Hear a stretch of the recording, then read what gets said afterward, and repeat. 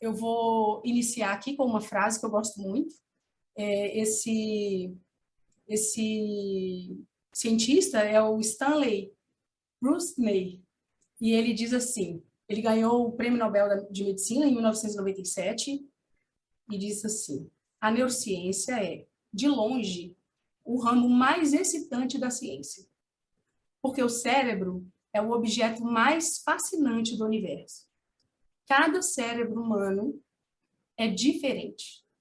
O cérebro torna cada ser humano único e define quem ele é. Então, isso aí é só para a gente ter um pouquinho de degustação aí, pelo que nós vamos estudar aqui hoje. Pode passar, por favor.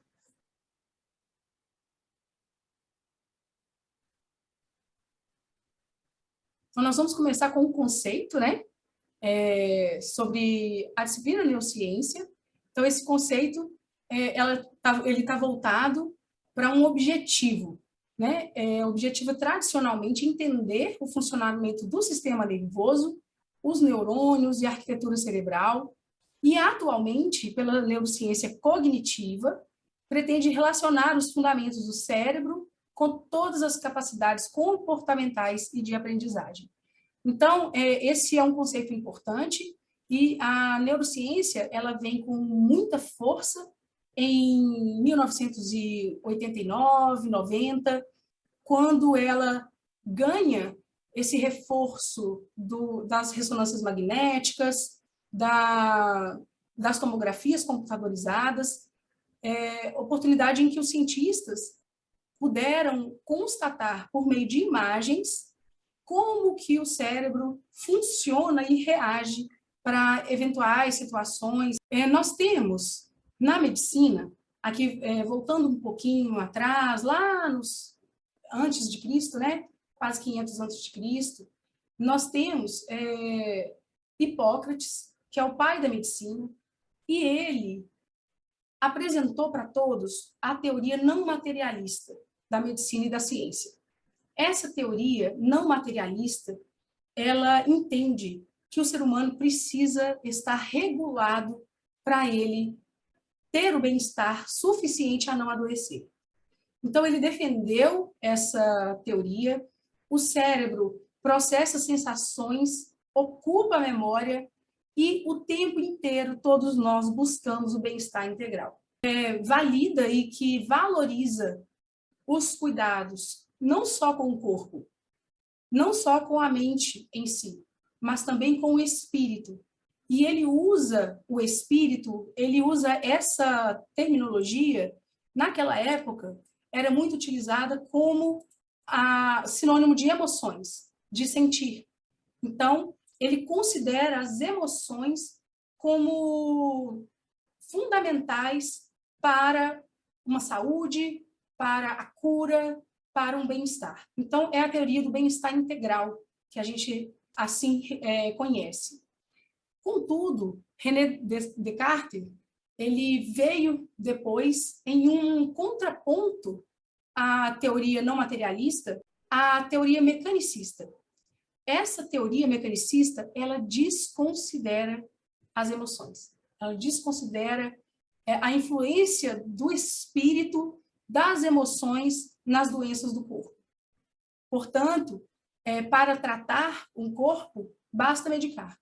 Embora os órgãos maiores, como OMS, como outras instituições nacionais e internacionais, sociedades brasileiras de medicina, pediatria, etc., embora elas defendam, sim, a consideração do espírito e das emoções,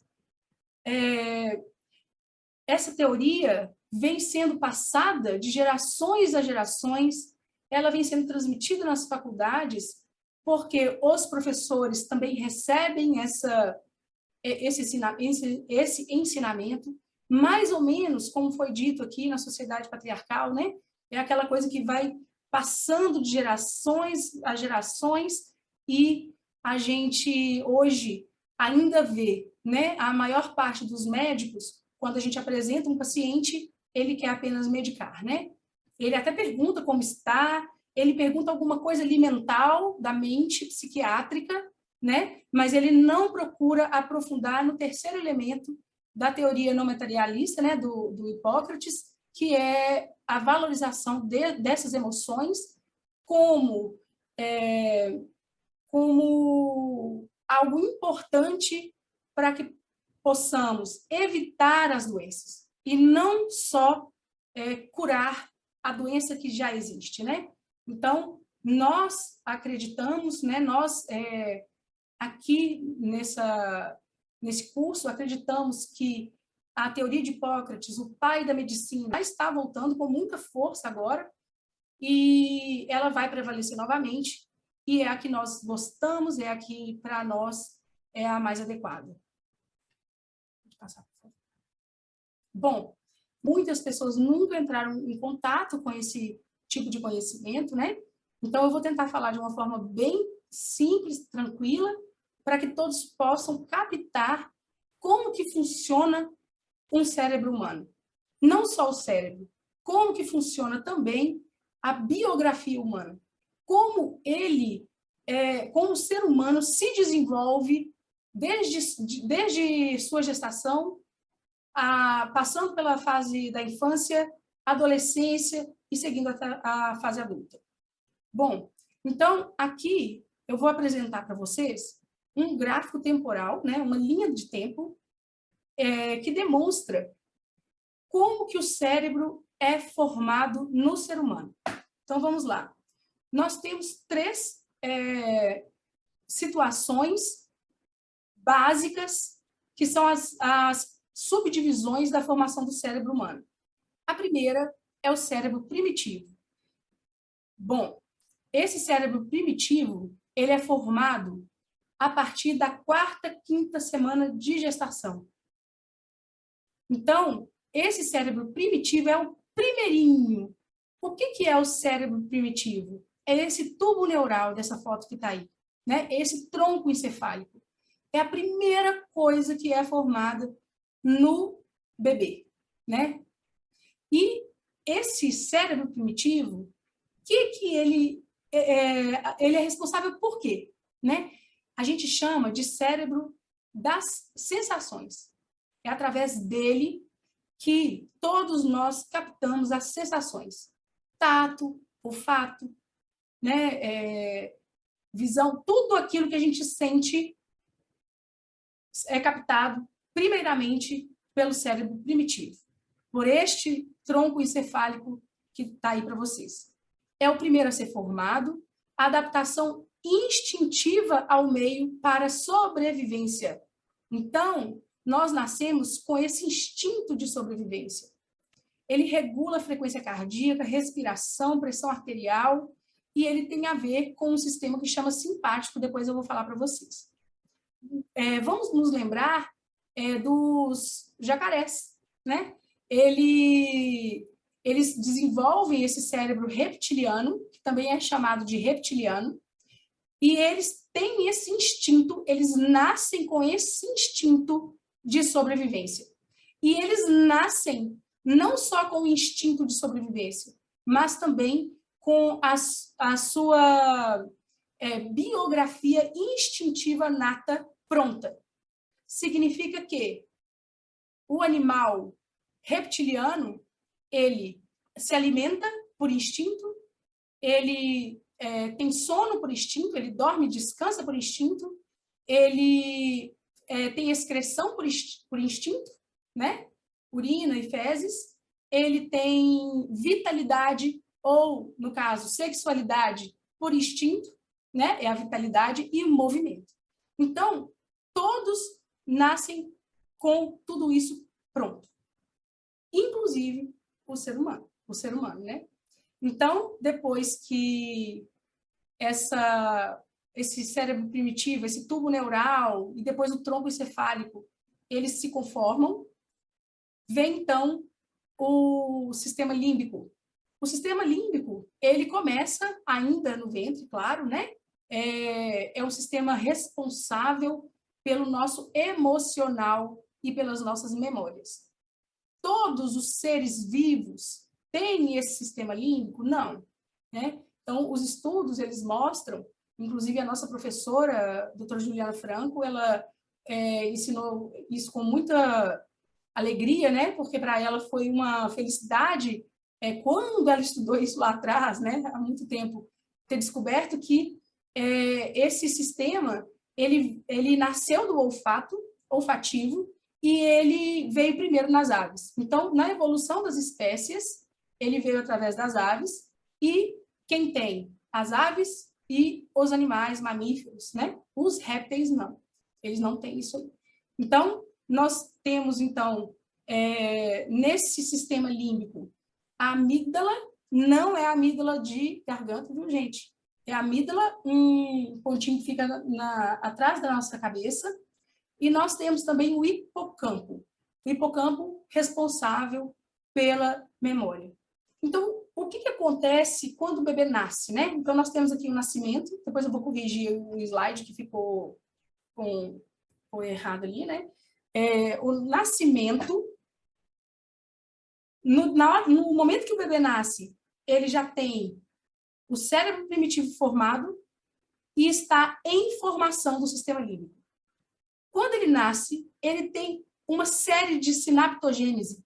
Sinaptogênese é a multiplicação de neurônios. Então, existe uma multiplicação de neurônios, de sinapses neurais, em que os neurônios se comunicam, um neurônio comunicando com o outro, a sinapse é essa comunicação.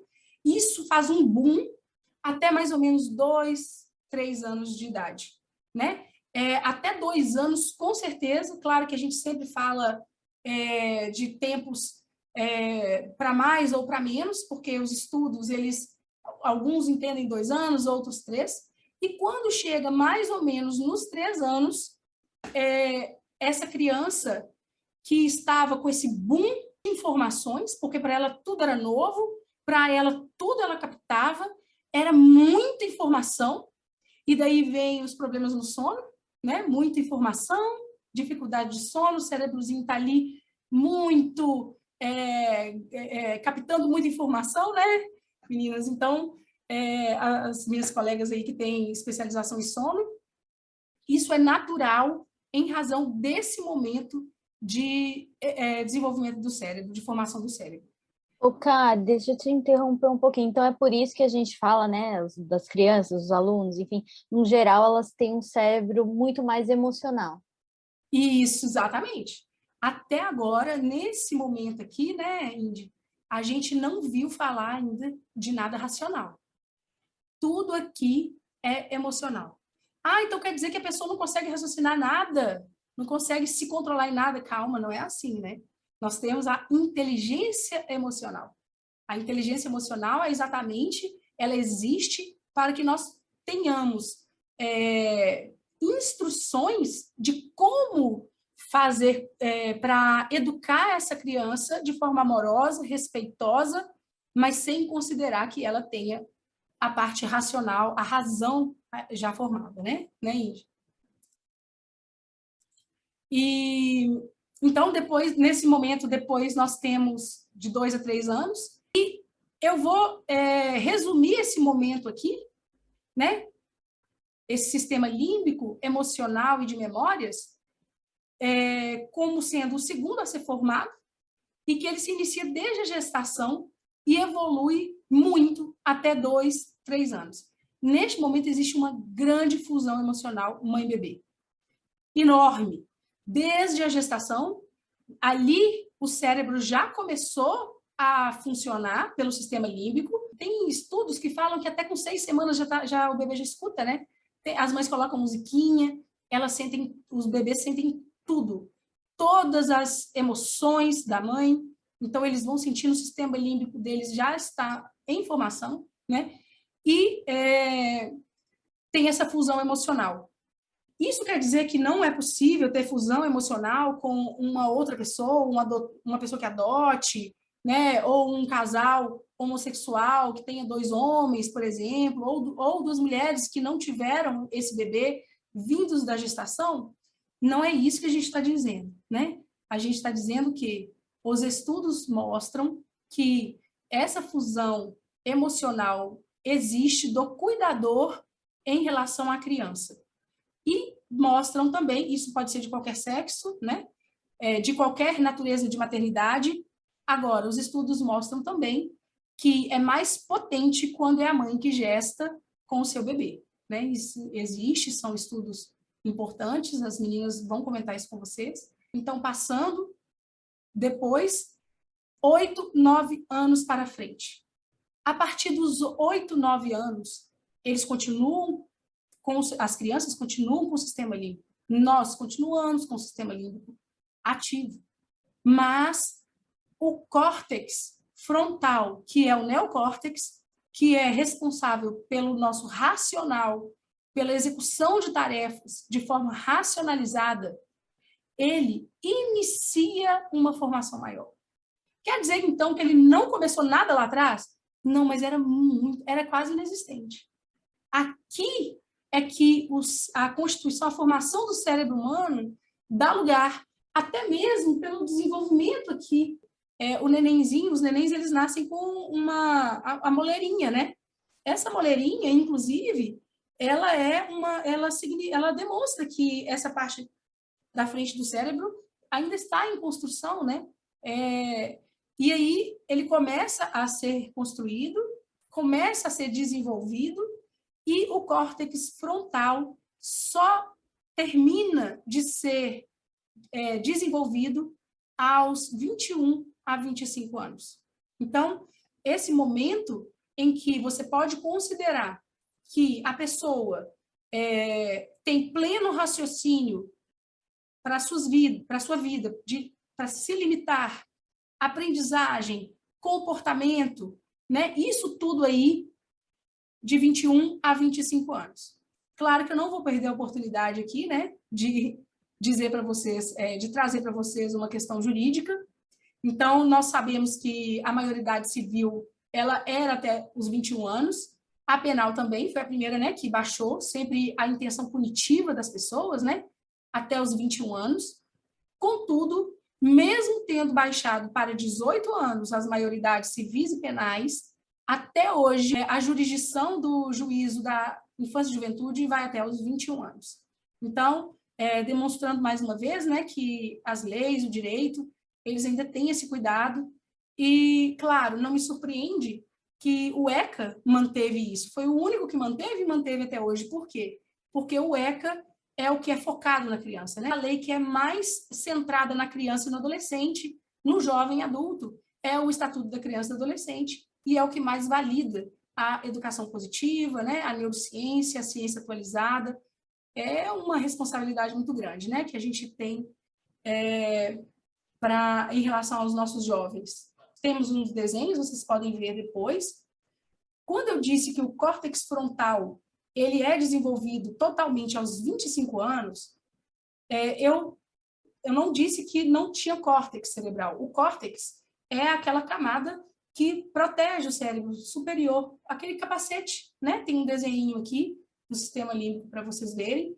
E esse córtex, ele tem lobos corticais, né? Ele é dividido em partes. Primeiro, ele é dividido em hemisférios direito e esquerdo, e tem outras partes do cérebro, que são chamadas de lobos, que são essas divisões em razão das funções cerebrais. Nós temos também essa divisão entre o lado direito, que muitas pessoas entendem que é mais é mais maternal, é mais para dentro, é aquele que a gente entra em nós, né, que nós fazemos nossa autorreforma, mais feminino também, né, e o yang, que é aquele lado mais racional, da lógica, dos detalhes, da organização, do pensamento temporal, da linguagem, mais racional. Então, nós temos, então, essas divisões direito e esquerdo, e no meio dele, vocês estão vendo que eu deixei aí abertinho, né, para vocês perceberem, tem uma linha ali dentro, uma linhazinha, que faz tipo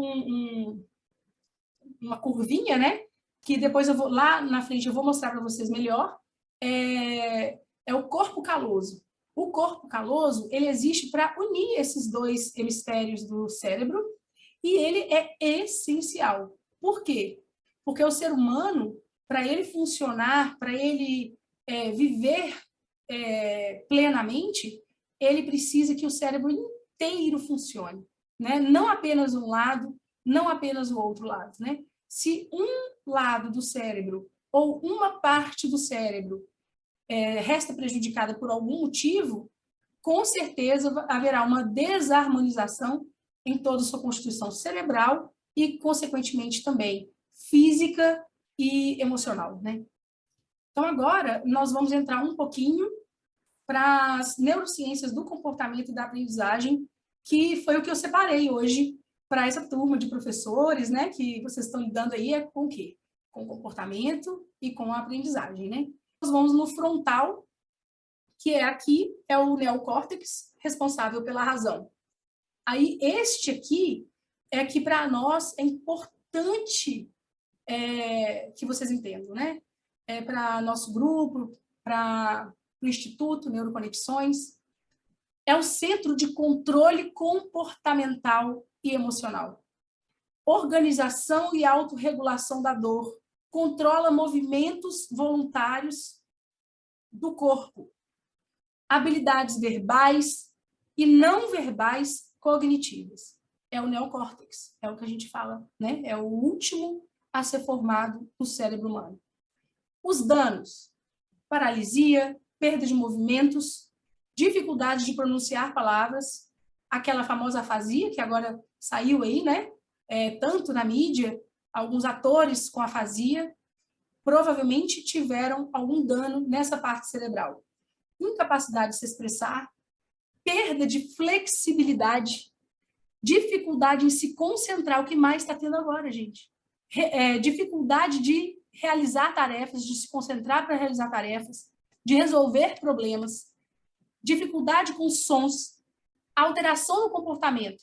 Vem apatia, desatenção e desorganização em geral.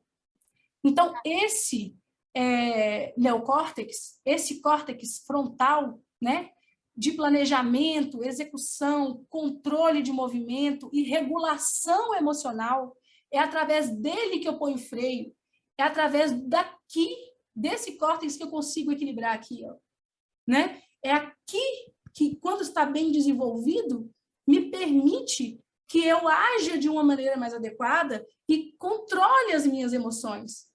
Tá, trazendo um pouquinho para a minha realidade, né, que sou professora de educação infantil, então eu tenho os pequenos, né? Esse córtex pré-frontal ainda não está completamente formado nessas crianças, certo? E então esse controle inibitório também não está formado. Então, assim, eu tenho uma expectativa, às vezes, irreal de comportamento dos meus alunos ali, de falar, não mexe aí, não pode fazer isso, quando, na verdade, aquilo é instintivo, faz parte do desenvolvimento, porque ele ainda não tem esse controle inibitório, né? Então, eu simplesmente esperar dizendo, para de mexer, para de balançar a perna, não vai funcionar, né? Isso, Indy, exatamente. Naquela linha do tempo, nós vimos que ele só termina entre 21 e 25 anos, e tem gente que termina com 30, né? Então, neste momento, na idade das crianças, vamos colocar aí nessa idade de 8 anos, 9 anos, né? Que a gente tem uma poda neural a partir dos 10, né? Prestes a ter uma poda neural. Gente, abaixo disso, o comportamento é puramente instintivo e emocional. Tem ali um pouco de formação, é tão ínfimo que a gente nem considera. Primeiro, porque o córtex frontal não está formado ainda. E segundo, que mesmo para os adultos, quando tem formação do neocórtex, a inteligência emocional é aquela que a gente usa 80% da nossa vida. A inteligência racional, a gente usa 20%. Enquanto 40 milhões de neurônios têm sinapse em um minuto, no emocional, 40 no racional. Isso é no adulto. Então, vocês imaginem na criança. Então, quanto menor a criança menor a chance de ela ter uma reação raciocinada, né, Indy?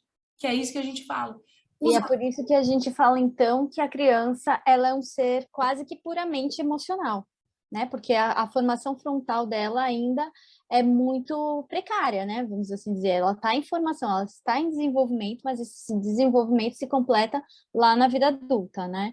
Então, esperar que uma criança pequena ela tenha condições de racionalizar, entender pela nossa lógica de adultos, é uma expectativa irreal e até de desconhecimento, né? Tanto que eu acho que a neurociência ela vem para transformar as escolas e nós, como educadores, no sentido de também compreender o que se passa para que as nossas expectativas, né, sejam mais realistas, né? Eu acho que a neurociências ela está aí comprovando tudo isso, mostrando, e para a gente, né, para mim como educadora, é um ganho muito grande de compreender o meu aluno e saber que fase de desenvolvimento ele está, o que eu posso esperar de comportamento dessa criança, porque a gente vê muito, né, na forma de educação mais né, dos modelos mais antigos, essa inexperiência, esse desconhecimento da formação do cérebro, e aí eu tenho expectativas que o meu aluno pequenininho ali faça coisas que ele ainda não é capaz de entregar, né? Isso. E por que essa aula ela está no primeiro dia, né, Indy? As nossas duas aulas, né? Para que a gente possa trazer para os professores onde vocês estão. Olha, vocês estão aqui, nesse lugar. É esse lugar que veio de uma sociedade patriarcal, que transmite informações sistematicamente sem acompanhar os estudos, e é um lugar neurocientificamente que a ciência atualizada e mais moderna explica que. Então, a partir disso, todas as nossas falas, na próxima aula e nas demais aulas, vão considerar esse conhecimento do professor, né? Esse conhecimento e esse lugar de eu estou com um aluno que não tem o racional pronto. Eu estou com um aluno que está com um comportamento, que me apresenta um comportamento, mas ele não sabe falar. Ele não sabe expressar racionalmente. Eu tenho um aluno que apresenta uma dificuldade de aprendizagem, mas ele não sabe dizer o que está causando nele. Que a gente, né, no papel ali de professor, de responsável por aquele grupo, conhecendo esse desenvolvimento, né, conhecendo como é formado o cérebro desses meus alunos, é que eu posso responder às necessidades deles de uma forma mais assertiva, que depois, nas próximas aulas, a gente vai falar com a Eulália sobre a teoria do apego, né, do apego seguro, e aí o nosso papel de educadora, ou, né, de responsável por aquelas crianças ali, de ser um adulto que compreende como é essa formação cerebral, né? Porque é muita ciência mesmo, é muita informação, é muita teoria, né? Mas que ela faz todo sentido quando você observa, né, ali a criança e consegue ser esse adulto responsivo compreendendo a necessidade que ela tem e o que o cérebro dela tem o desenvolvimento capaz de me entregar ali naquele momento, né? As expectativas irreais que nós criamos, né, Indy? De conversar com a criança como se fosse adulto, mas de castigá-la como não adulto.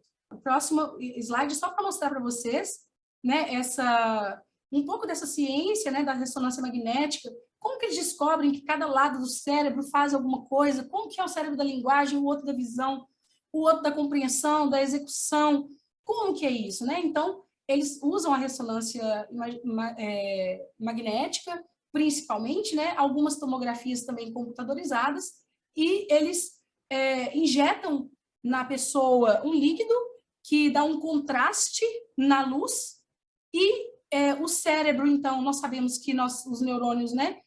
Nós somos energia, né? Nós somos átomos, eles liberam energia, e isso brilha, né? Dá esse contraste, brilha ali no exame, e mostra, por exemplo, naquele momento que aquela pessoa está tendo aquele sentimento, onde que brilhou? A raiva, onde que brilhou? O raciocínio muito concentrado, onde que brilhou? E aí a gente vai descobrindo, né? Os cientistas vão descobrindo, tanto com ressonâncias, mas também quanto com outras experiências. Que eu ia dizer que nós também temos outras formas que são anteriores, inclusive, às ressonâncias, que eram aquelas experiências empíricas. Por exemplo, uma pessoa que foi trabalhar e atravessou na cabeça dele, então prejudicou o córtex frontal e dali ele não conseguia mais organizar as palavras, executar bem as suas atividades. Então, observou-se que aquela pessoa que sobreviveu perdeu essas habilidades, principalmente. Né? Como disse a Indy, é muita informação, mas a gente traz logo no início, porque durante todas as aulas e reflexões, vocês vão poder digerir isso tudo, né? Tentar encaixar, enquadrar todas essas informações no dia a dia, no cotidiano, né? E nas teorias mais modernas que virão. Então, como funcionamos após o primeiro contato sensorial? Então, se nós dissemos que o cérebro reptiliano, aquele das sensações, das habilidades inatas, ele foi o primeiro a ser formado, ele é o primeiro a sentir. É ele que é responsável pelas sensações. Então, ele capta sensações, libera estímulos neurônios e transmite isso para o sistema límbico. Então, nós temos um desenho em que tem uma língua. Vamos colocar aqui uma sensação, né? Alguma coisa que você provou, que seja gostosa, né? Eu adoro chocolate. Provou aquela sensação, sobe ali no tubo neural, nos neurônios do tubo neural, passam pelo sistema límbico, e aí, nesse sistema límbico, ela vai trazer para a gente o quê? Né? A endorfina, a dopamina, esses neurotransmissores que relaxam a gente, né? No sistema emocional. A amígdala ela fica tranquila, o hipocampo da memória fica tranquilo, e nós temos, então, esse momento emocional harmonizado, né? E também, quando a gente não gosta, né? A mesma coisa, a sensação vem do mesmo jeito.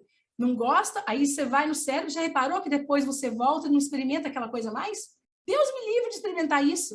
Já é o seu emocional que guardou na memória do hipocampo aquele paladar, aquele sabor. Né? Quando você se depara novamente com aquele alimento ruim, a amígdala tem medo, ó, eu não quero isso não. Aí ela te freia, né? Ela, não quero isso não.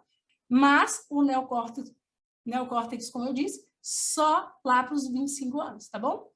Como funcionamos após esse primeiro contato sensorial? Só continuando aqui, aquela mesma proposição que foi feita no slide anterior, eu vou aprofundar um pouquinho mais agora com vocês sobre a neurociência do comportamento e da aprendizagem, e nesse caso mais focado no comportamento, né, bem no comportamento, sobre essas reações do nosso corpo. Nós temos uma teoria que ela é chamada de teoria da neurocepção.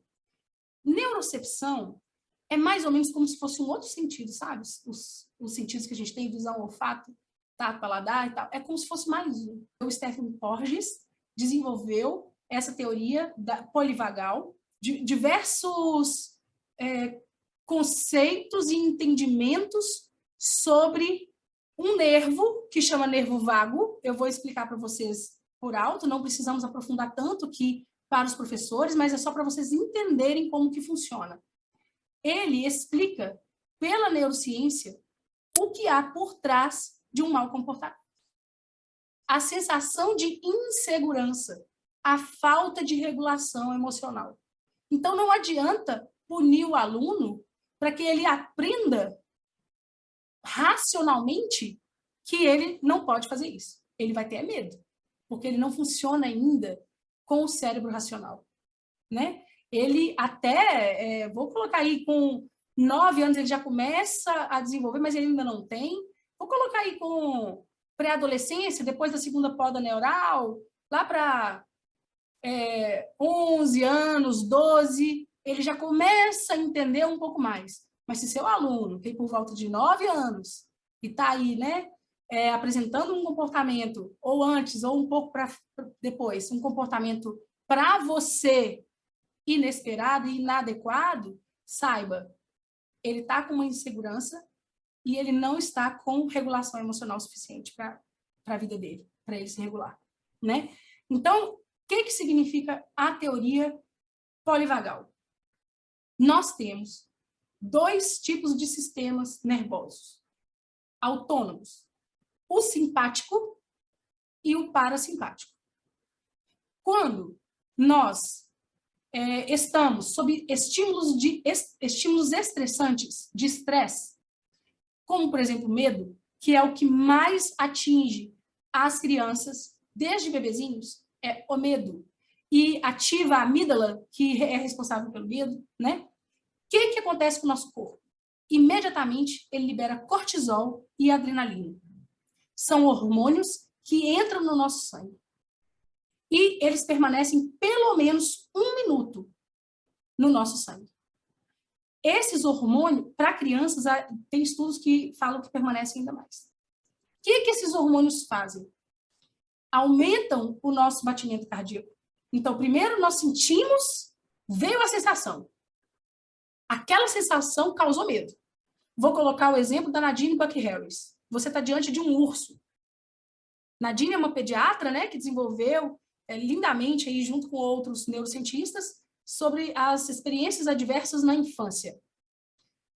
Um urso, você viu o urso, olhou, só de ver, você já teve a sensação da visão, né? Tubo neural, nesse momento aqui, já ativou, então, cortisol e adrenalina. Batimento cardíaco, tônus muscular enrijece, fica enrijecido. Vocês lembram do bebezinho?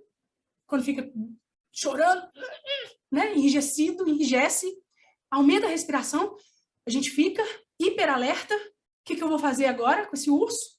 Ou com esse medo que eu estou sentindo? Eu não sei o que... Eu tenho que fazer alguma coisa, mas eu não sei. Ou a pessoa fica totalmente apática. Acontece, né? Desliga. E isso se dá para quê? É algo ruim? Totalmente ruim? Não. É necessário. Nós precisamos de cortisol e adrenalina para que a gente possa agir, né? A gente precisa deles. Então, isso estrutura a nossa ação diante daquela situação inesperada de fuga ou de luta. E acontece também a paralisação. Então, são esses 2 extremos. Ou você vai ficar lá quietinho para o urso pensar que você está morto, ou você vai fugir do urso, correndo o risco dele te pegar. Ou você desmaia, de medo, né? Então, e para isso que serve o sistema nervoso autônomo simpático. Bom, imaginem vocês uma criança, um bebezinho, uma criança, está numa situação estressante para ela, que para o adulto pode parecer super normal, mas para ela é estressante. Por exemplo, uma educação autoritária. Repressora, opressora, um grito. Não precisa bater, não. Basta o grito. Basta a forma de falar, né, gente? Basta